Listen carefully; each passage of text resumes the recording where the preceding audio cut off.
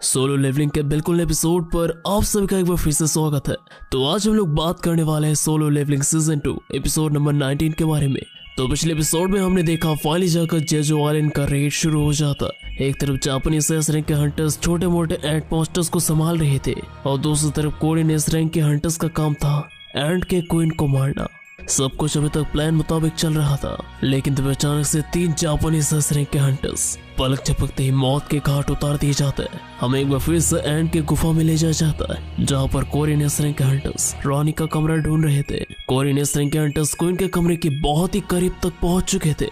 अभी उन लोगों का सामना था क्वीन के गेट कीपर्स के साथ। मा दोंगुक जो इस टीम का टैंक था, वो अपना शील्ड लेकर इन गार्ड्स के सामने खड़ा हो जाता है। इन एंट्स का ताकत देखकर मा दोंगुक समझ जाता है कि हर एक क्वीन का गार्ड लगभग एस रैंक के हंटर्स के समान है। मा दोंगुक यहाँ पर मन ही मन कहता है भले उनकी ताकत एक एस रैंक के हंटर का समान हो, लेकिन आखिर में जाकर वो सिर्फ एक मॉन्स्टर ही है।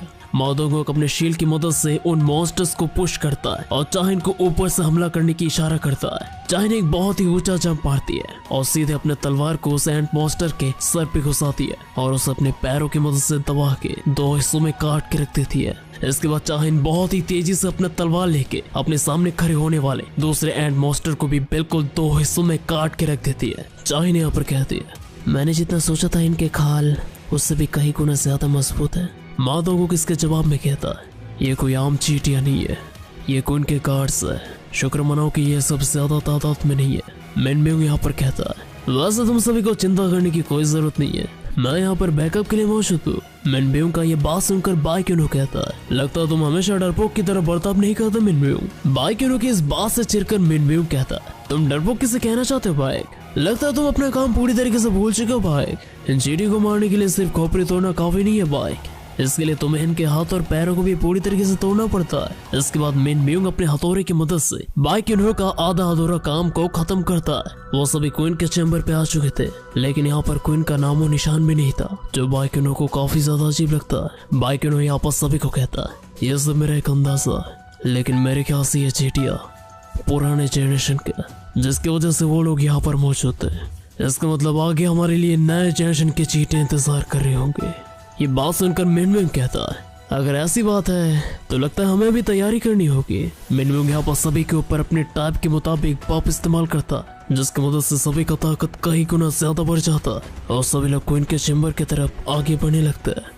इसके बाद फिर से हमें जापानीज हंटर्स के पास ले जाया जाता है। टीम चार्ली के साथ कांटेक्ट ना हो पाने की वजह से इप्पे और टीम चार्ली की तरफ बहुत ही तेजी से आगे बढ़ने लगता है।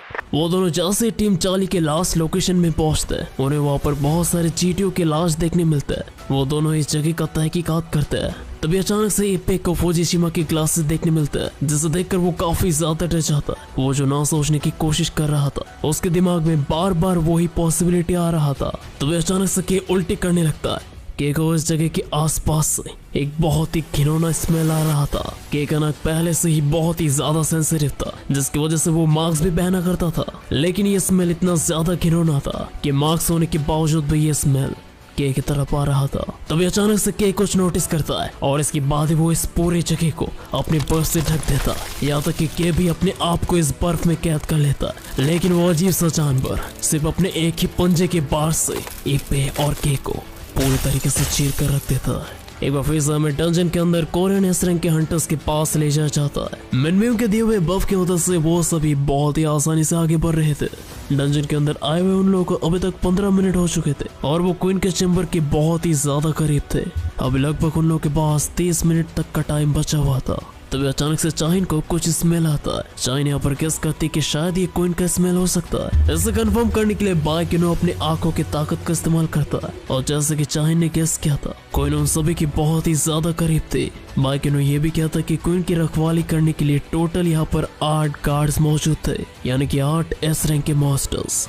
मा दोंगुक यहाँ पर चाहिन को अपना प्लान बताता है। मा दोंगुक कहता है कि वो जितना हो सके क्वीन को रोकने की कोशिश करेगा और इसी मौके का फायदा उठा के जल्द से जल्द चाहिन को क्वीन के गार्ड्स को खत्म करना होगा।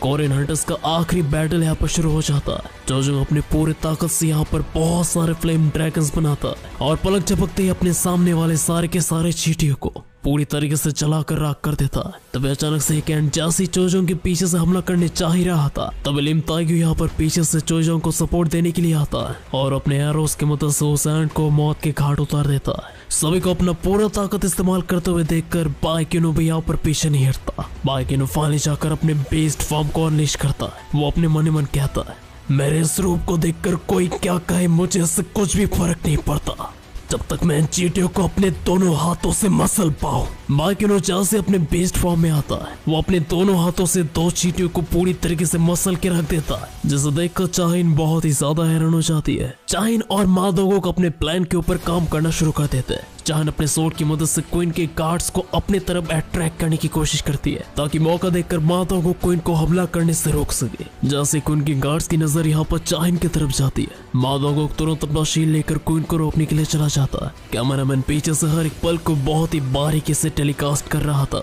लेकिन जैसे वो थोड़ा सा आगे बढ़ने की कोशिश करता है, मिनम्यूंग तुरंत कैमरामैन को पीछे घसीट लेता है। मिनम्यूंग यहाँ पर कहता है, वैसे तुम्हें तो पता ही होगा कि ये एस रैंक के डंजन का बॉस रूम है, अगर यहाँ पर तुम्हें कुछ हो जाता है तो तुम्हारी जान की जिम्मेदारी कोई नहीं लेगा, तो भला इसमें है कि तुम थोड़ा सा पीछे खड़े रहो। समझ गए?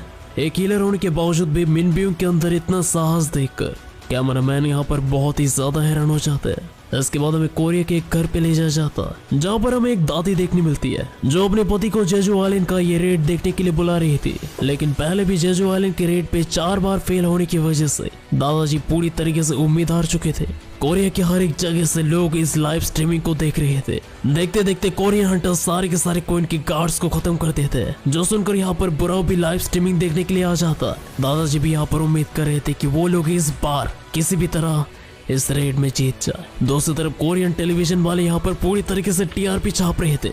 एक बार फिर से हमें डंजन में ले जाया जाता है। अब इस डंजन में सिर्फ क्वीन मौजूद थी। मादोगो के यहाँ पर क्वीन को किसी भी तरीके का हमला करने से बहुत ही अच्छे तरीके से रोक रहा था। पीछे से यहाँ पर लिम ताइग्यू नॉन स्टॉप अपने एरोस की मदद से क्वीन के ऊपर हमला करते जा रहा था। बाइकिनो भी यहाँ पर पीछे नहीं हटता, वो भी अपने नुकीले पंचों की मदद से नॉन स्टॉप क्वीन के ऊपर हमला करते जाता है। तभी अचानक से क्वीन अपने पॉइजन फ्लूइड से मादोगो और बाइकिनो के ऊपर हमला करती है, लेकिन मिनम्यूंग यहाँ पर उन दोनों को तुरंत हिल कर देता है। ये नोटिस करके क्वीन जैसे ही मिनम्यूंग के ऊपर हमला करने जा ही रही थी, मादोगो को एक बार फिर से क्वीन को रोक लेता है। इसके बाद चोजोंग सभी को यहाँ पर पीछे हटने के लिए कहता है। चोजोंग इस हमले के पीछे अपना पूरा ताकत लगाता है और एक बहुत ही बड़े आग के वॉन्टस से क्वीन के ऊपर हमला करता है। क्वीन का शरीर यहाँ पर उन लोगों के सामने आग के लपटों में चल रही थी, लेकिन तभी अचानक से क्वीन एक बहुत ही जोर से रोर करती है। किसी को यहाँ पर कुछ भी समझ नहीं आता, लेकिन बाइकिनो यहाँ पर समझ आता है कि क्वीन यहाँ पर किसी को बुलाने की कोशिश कर रही है। दूसरी तरफ गोतोryuji को यहाँ पर इन्फॉर्म किया जाता है कि सारे के सारे चींटियां एक बार फिर से टनल की तरफ जा रहे हैं और जैमिंग सिग्नल्स भी यहाँ पर काम नहीं कर रहे थे, जो सुनकर गोतोryuji यहाँ पर बहुत ही ज्यादा हैरान हो जाता है। चाहिन अपने तलवार से क्वीन को 2 हिस्सों में काट देती है और इस लंबे बैटल को हमेशा के लिए खत्म करती है। लेकिन यहाँ पर बाइकिनो को कुछ अजीब महसूस हो रहा था। तभी अचानक से मादोगो सभी को इन्फॉर्म करता कि सारे के सारे चींटियां टांस में वापस लौट रहे हैं और उन्हें जल्द से जल्द यहाँ से बाहर निकलना होगा। तभी चोजोंग यहाँ पर नोटिस करता है कि उसका फ्लेम प्रिजन भी यहाँ पर पूरी तरीके से डिस्ट्रॉय हो चुका था। वो लोग जैसे ही बाहर निकलने चाह ही रहे थे, तभी अचानक से यहाँ पर सभी को एक बहुत ही ज्यादा खतरनाक ऑरा महसूस होता है। हमें धीरे धीरे किसी के पैरों का आवाज सुनाई देता और जैसे वो हमारे सामने आता है, उसे देखकर यहाँ पर सभी लोग बहुत ही ज्यादा हैरान हो जाते हैं। उसे देखकर यहाँ पर सभी लोग समझ गए थे कि वो कोई से भी कई गुना ज्यादा ताकतवर है। इस मॉन्स्टर से आने वाले एनर्जी से चाहिन की हालत बहुत ही ज्यादा खराब हो चुकी थी। सभी लोग जानते थे कि उन्हें इस मॉन्स्टर को जैसे भी करके हराना होगा, लेकिन इसके बावजूद भी वो लोग खड़े रहने के अलावा और कुछ नहीं कर पा रहे थे। वो चींटी धीरे धीरे मादोंगो के बिल्कुल पास से गुजर जाता है, लेकिन मादोंगो यहाँ पर कुछ नहीं कर पाता। वो मॉन्स्टर धीरे धीरे चल के अपने रानी के पास जाता है और जब वो देखते हैं कि उसकी रानी अभी जिंदा नहीं है, वो एक बहुत ही जोर से रोर करता है। इस मॉन्स्टर का ताकत इतना ज्यादा था कि सारे के सारे एस रैंक के हंटर्स अपने घुटनों के बल आ जाते हैं। चाहिन यहाँ पर जैसे तैसे करके खड़ी हुई थी, लेकिन वो मॉन्स्टर बिजली की रफ्तार से चाहिन के पास आती है और चाहिन के रियलाइज करने से पहले चाहिन को एक बहुत ही जोर का पंच मारती है। ये पंच इतना ज्यादा ताकतवर था कि चाहिन सीधे जाकर दीवार पे क्रैश करती है। मादोंगो जैसे ही चाहिन की मदद करने के लिए जाने ही वाला था, तभी वो मॉन्स्टर बिजली की रफ्तार से मादोंगो के पास आ जाता है और सिर्फ एक ही पंच से वो मादोंगो के शील्ड को तोड़ डालता है। है। मा दोंगो को अपने दूसरे हाथ से जैसी काउंटर करने की कोशिश करता है, वो मॉन्स्टर मा दोंगो के दोनों हाथों को काट कर रख देता है। बाइक्यूनो भी यहाँ पर मदद करने के लिए जैसी आगे आता है, वो मॉन्स्टर सिर्फ अपने एक ही पंचे की मदद से बाइक्यूनो को बहुत ही बुरी तरीके से घायल कर देता है। चोचोंग भी यहाँ पर आगे आने की कोशिश करता है, लेकिन चोचोंग भी यहाँ पर बुरी तरीके से घायल हो जाता है। लिम ताइगो अपने एरो की मदद से इस मॉन्स्टर के ऊपर पीछे से हमला करने की कोशिश करता है, लेकिन वो मॉन्स्टर लिम ताइगो के एरो को अपने हाथों से पकड़ लेता है, जो देखकर लिम ताइगो की आंखें खुले के खुले रह जाते हैं। इसके बाद वो मॉन्स्टर लिम ताइगो को भी एक ही पंच से बहुत ही बुरी तरीके से घायल कर देता है। तभी अचानक से बीच में मा दोंगो का एंट्री होता है। मा दोंगो अपने बॉडी की मदद से उस मॉन्स्टर को ब्लॉक करने की कोशिश करता है। मिनम्यू के हीलिंग की वजह से अभी मा दोंगो के एक बार फिर से लड़ाई में आ चुका था। मिनम्यू के पास डिस्गाइज नाम का एक स्किल मौजूद था, जो बहुत हद तक कैमोफ्लेज जैसा काम करता था, लेकिन इसका एक नेगेटिव साइड भी था।